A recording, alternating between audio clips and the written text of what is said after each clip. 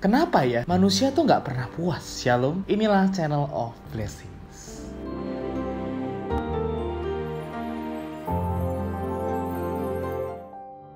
Saudara-saudari, pernah nggak sih Anda menyadari bahwa sebagai manusia itu kita nggak pernah puas loh. Mengejar segini, lalu waktu udah mencapainya pasti mau mengejar lebih lagi. Misalkan contoh, ada orang waktu dulu belum jadi apa-apa. Wah, dia berpikir kayaknya punya uang 1 juta tuh banyak banget. Kayaknya pasti bisa happy banget. Waktu udah punya uang 1 juta, pengen 10 juta. Waktu udah punya 10 juta, kayaknya nggak cukup gitu loh. Pengen lagi punya 100 juta. Waktu udah punya 100 juta, pengen punya 1 miliar. Waktu udah punya 1 miliar, pengen lagi punya 1 triliun. Wah, manusia itu nggak pernah puas. Nggak cuma di dalam hal harta, begitu pula juga dalam hal pendidikan. Meraih gelar S1 sudah selesai, mau lagi S2. Sudah dapat gelar S2, mau S3 lagi. Sudah dapat gelar S3, mau gelar yang lebih banyak lagi. Bahkan ada orang yang saya tahu ada punya lebih dari 20 gelar. Wah, manusia itu tidak pernah puas. Selalu ingin mengejar lagi. Saudara-saudari, sadarkah Anda bahwa kita terperangkap di dalam sebuah sistem di mana kita tidak pernah bersyukur. Kita terus mau berjuang, mau memuaskan diri kita sendiri, mau terus serakah, memperkaya diri sendiri, dan tidak pernah ada habis. Saudara-saudari, sebenarnya apa yang menyebabkan seseorang itu punya rasa kosong di dalam dirinya? Bahkan kita melihat, saudara-saudari, ada berapa banyak orang yang kelihatannya sukses, yang kelihatannya hebat, tetapi akhirnya dia bunuh diri. Mengapa dia bunuh diri? Karena merasa hampa, merasa kosong, merasa semua pencapaian, semua kesuksesan rasanya tidak ada artinya, tidak membuat dia bisa puas. Dia mau mengejar lagi, tetapi tidak ada habisnya. Saudara-saudari, apa yang menyebabkan manusia merasakan hal ini? Rasa kosong. Saudara-saudari, marilah kita membuka Alkitab kita di dalam Pengkhotbah pasal yang ketiga ayat yang ke-11. Di sini dikatakan, ia membuat segala sesuatu indah pada waktunya. Bahkan ia memberikan kekekalan dalam hati mereka. Tapi manusia tidak dapat menyelami pekerjaan yang dilakukan Allah dari awal sampai akhir.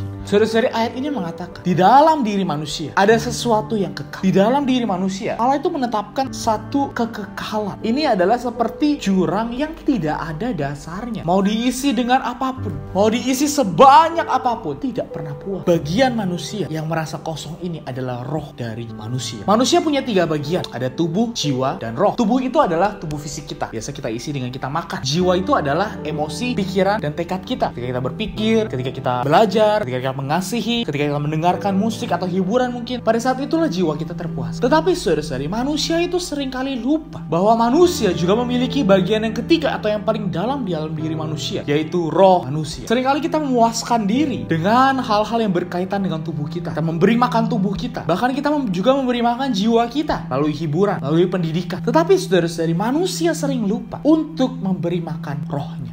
Itulah kenapa manusia merasa kosong. Itulah kenapa manusia tidak pernah puas. Karena di dalam dirinya ada sesuatu yang tidak terisi, yaitu roh manusia. Karena itu saudara-saudara, pengejaran tertinggi dalam diri manusia itu bukan mengejar harta, bukan mengejar pendidikan. Tetapi pengejaran tertinggi manusia adalah ketika dia mengejar akan Allah. Karena pengejaran terhadap Allah ini dapat memuaskan roh manusia. Itulah kenapa saudara-saudara, kita melihat orang-orang mungkin di zaman purbakala. Mungkin pada saat itu peradaban belum begitu tinggi. Mungkin pada saat itu juga tidak ada yang mengajari dia terhadap apapun. Tetapi saudara-saudari, apa yang membedakan manusia dengan hewan adalah manusia tidak hanya berusaha mencari makan, mencari tempat tinggal seperti yang dilakukan hewan, tapi manusia juga berusaha mencari Allah. Dia berusaha mencari Tuhan. Dia berusaha mencari satu sosok yang lebih super power daripada manusia pada saat itu. Karena itulah saudara-saudari, kita melihat dalam sejarah purbakala manusia. Banyak manusia, wah, dia melihat pohon besar, wah, dia merasa, wah, ini adalah kekuatan super power. Dia melihat ada batu yang besar, dia menyembah batu. Dia melihat langit, oh, dia menyembah langit. Itu menunjukkan bahwa jauh di dalam manusia, di dalam diri manusia, itu pasti ada satu keinginan, ada satu kedambaan untuk mencari Allah, untuk mencari keberadaan Tuhan. Karena itu saudara-saudari, puji Tuhan, hari ini kita dapat mengenal bahwa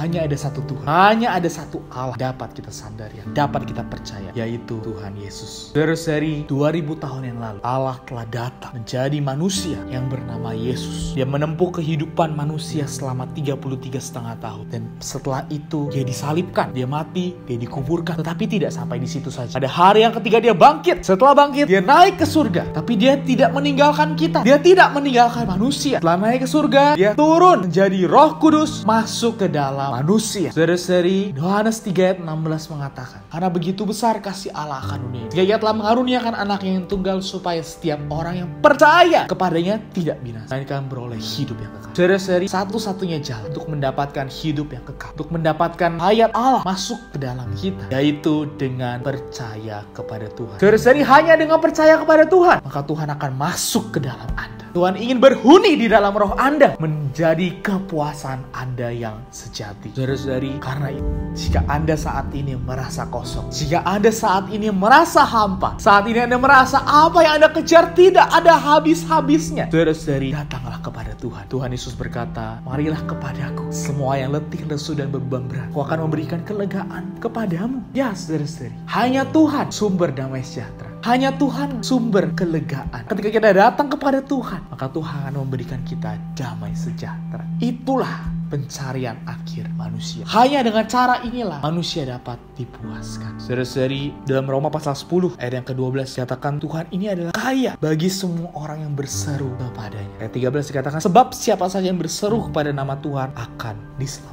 Saudara-saudari, jalan satu-satunya untuk kita bisa diselamatkan dari kekosongan ini adalah melalui kita berseru kepada nama Tuhan. Saudara-saudari, cobalah untuk berseru kepada nama Tuhan. Panggil, karena saudara-saudari, Allah kita adalah Allah yang hidup. Tuhan kita adalah Tuhan yang hidup. Kalau kita mau manggil benda mati, misalkan saudara-saudari, saya punya bunga di sini. Bunga ini bunga plastik, bunga bohongan. Kalau saya panggil dia, "Hei bunga, bunga," dia nggak menjawab. Kenapa? Karena dia mati, dia tidak hidup. Tapi kalau saya panggil saudara-saudari, misalkan saya memanggil, "Hei saudara-saudari," atau saya memanggil contohnya, "Hei Budi, hei Sandi, hei Robin," misalkan, saudara-saudari, dengan demikian, setelah kita panggil, bukankah orang itu akan nyaut? Orang itu akan merespon kita. Begitu pula dengan Allah kita, saudara-saudari. Jadi kita panggil namanya Tuhan Yesus, Tuhan Yesus, dia akan merespon. Dia akan memberikan damai sejahtera. Saudara-saudari, karena itu, marilah kita mempraktekkan hal ini. Marilah kita memanggil nama Tuhan, Tuhan Yesus, Tuhan Yesus. Sehingga dengan demikianlah dia akan mengisi kita, mengisi batin, mengisi roh kita, sehingga kita akan dipuaskan. Amin. Marilah kita coba berseru nama Tuhan. Tuhan Yesus,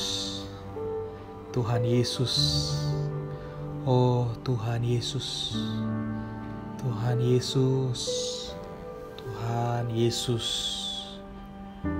oh Tuhan Yesus. Bagaimana saudara-saudari? Mungkin saudara-saudari bisa mencoba. Saudara-saudari bisa pause video ini sekarang. Saudara-saudari coba panggil nama Tuhan selama 30 detik. Mulai.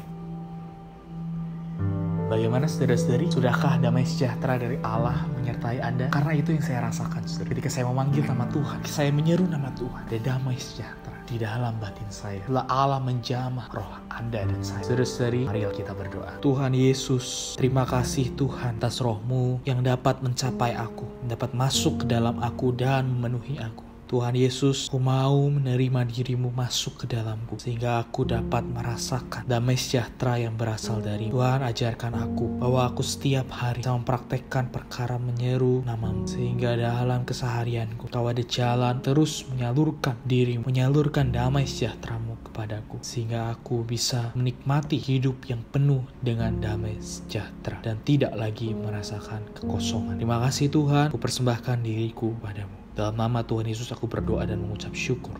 Amin. Saudara-saudari, terima kasih telah menonton video ini sampai habis. Jangan lupa like, komen, dan subscribe ke channel of Blessing, serta share video ini ke teman-teman, keluarga, dan kerabat Anda semua. Apabila setelah menonton video ini, saudara-saudari ada satu kedambahan untuk mengenal Tuhan Yesus lebih dalam lagi, saudara-saudari silakan menghubungi saya melalui email di sini.